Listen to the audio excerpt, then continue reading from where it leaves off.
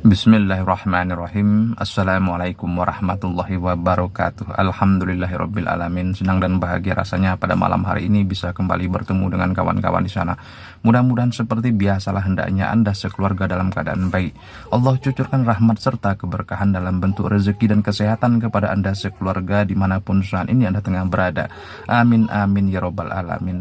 Kawan-kawan yang saya muliakan, saya baru dapat tahu dari guru saya mengenai ayat telah Allah lapangkan dadamu dalam surat Al-Insyirah. Kata beliau, surat ini sangat ampuh untuk mengobati atau menyembuhkan beberapa penyakit dan mendatangkan guru-guru goib. Dan dampaknya sangat instan asal seseorang itu yakin dan mengetahui asbabun nusul atau penyebab samula jadinya. Untuk itulah saya perlu menyampaikannya kepada kawan-kawan. Kata guru saya, sebelum Allah melapangkan dada seseorang, maka Allah akan terlebih dahulu melapangkan peredaran darahnya dan meluruskan pula saraf-saraf halus yang tersumbat pada dirinya.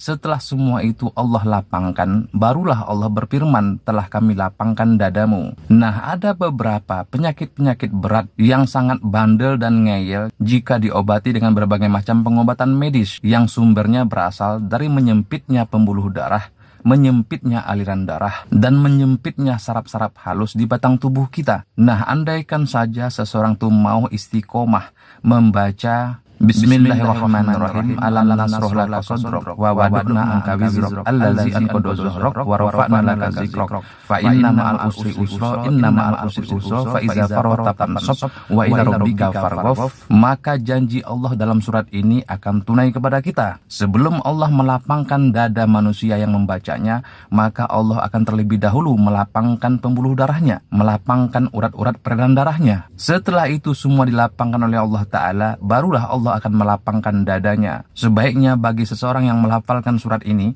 untuk menyembuhkan beberapa penyakit-penyakit berat, ngeyel, dan bandel tadi, surat ini paling tidaknya dibaca 200 kali selama seminggu. Boleh dicicil tentunya. Insya Allah daya sembuhnya sangat instan untuk penyakit-penyakit yang bersumber dari menyempitnya pembuluh darah, menyempitnya aliran darah, membengkoknya tulang belikat, sehingga menyempitkan alam pikiran kita. Dan metode ini telah diizazahkan oleh guru saya tadi. Silahkan bagi kawan-kawan yang memerlukannya diamalkan secara istiqomah dan sungguh-sungguh. Poin yang kedua, masih kata guru saya tadi, sesungguhnya setiap hari guru-guru goib itu sangat ingin untuk datang kepada seseorang, terutama orang-orang yang telah sholat 5 waktu. Tetapi sayangnya ruangan untuk mereka duduk itu sempit sehingga mereka tidak bisa masuk. Bukan fisik guru-guru goib itu yang besar sehingga tidak muat masuk pada ruangan yang sempit, tetapi ilmu yang mereka bawa itu sangatlah besar sehingga jika ruangan mereka untuk duduk di dalam dada seorang manusia itu sempit, maka mereka tidak akan bisa masuk kecuali dipaksa. Dan sayangnya memaksa guru-guru goib itu untuk bisa masuk ke dalam sebuah ruangan duduk yang sempit sangat berisiko untuk orang yang memaksa tadi. Padahal sesungguhnya semua guru-guru goib, terutama yang sanadnya atau genetiknya tersambung kepada seseorang, seperti ada garis keturunan, maka sesungguhnya mereka sangat ingin sekali untuk selalu datang kepada anak cucunya tadi. Jadi bagi kita yang ingin mengundang guru-guru goib itu datang kepada kita setiap hari, maka biasakanlah istiqomah membaca surat Al-Insyirah itu sebanyak 4 kali pada 4 waktu. Yang pertama baca 4 kali setiap selesai sholat subuh.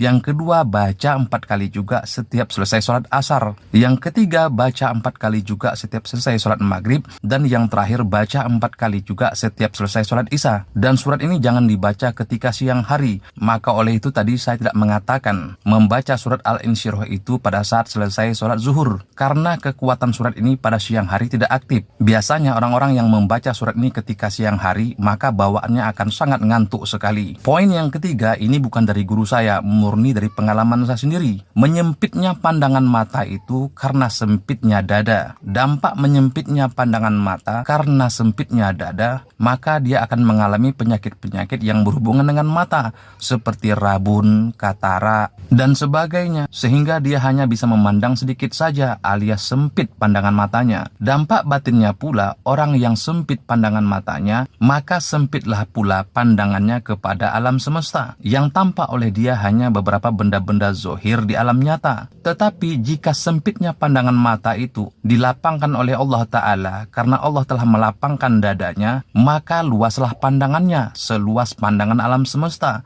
Jadi dia bisa memandang apa yang tampak di alam nyata, dan yang paling penting, dia dapat melihat sesuatu di alam gaib. Jadi kalau bahasa kekiniannya, orang-orang yang Allah lapangkan pandangan matanya dikenal sebagai orang indigo. Nah, bagi kawan-kawan yang ingin memiliki sedikit kemampuan indigo ini, pandangan matanya luas, bisa memandang alam semesta, dari mulai alam zohir sampai alam gaib, maka biasakanlah mengamalkan surat Al-Insyirah ini sebanyak 100 kali dalam sehari, dan lakukan selama 1 minggu pula. Insya Allah pandangan mata Anda akan luas, bisa memandang luasnya alam zohir maupun alam batin. Wallahu alam bisawab, mudah-mudahan bermanfaat. Minta ampun maaf jika tersilap kata, tersilap lidah. Assalamualaikum warahmatullahi wabarakatuh.